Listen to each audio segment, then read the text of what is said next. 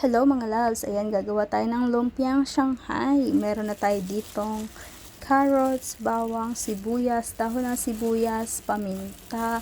Meron na din tayong asin at syempre yung giniling natin. I-mix-mix muna natin to. Ayan, dahil yung food processor natin hindi masyadong na-chop yung ating carrots. Pero pwede na yan, makakain nga na hilaw ang carrots. Ayan, halo-halo lang. Pero dahil wala tayong wrapper, ililipat muna natin to sa container. Pagkatapos, bukas na natin babalutin.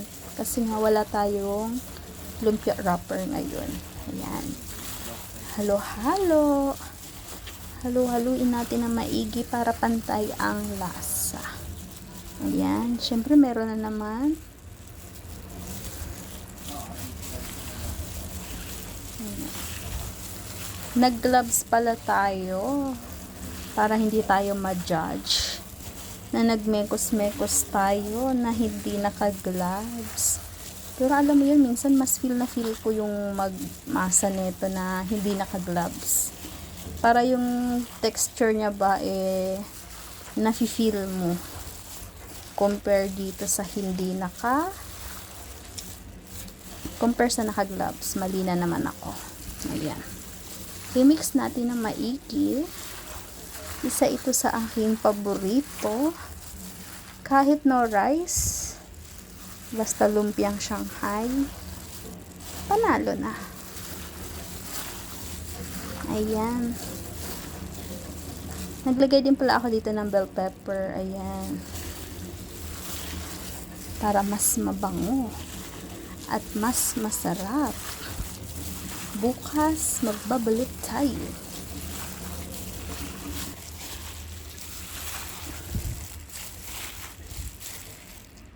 Ayan, kitang-kita nyo yung paminta dyan, yung ating carrots, yung bawang, yung sibuyas. Yung ginamit ko palang sibuyas ay yung native. Ano ba tawag dun?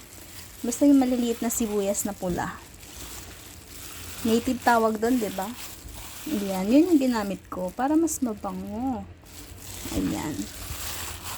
So, syempre, haluin ng maigi para yung asin ay pantay yung distribution. Yung lasa ay hindi maalat sa kabila at matabang naman sa kabila, diba? Ayan, mga loves. Ang bango-bango. Mapaparami na naman yung makakain kong Shanghai neto. 1 kilo pala yung baboy natin. Diba? Ayan. Ayan na mga loves. Bukas magbabalot tayo. Bye-bye.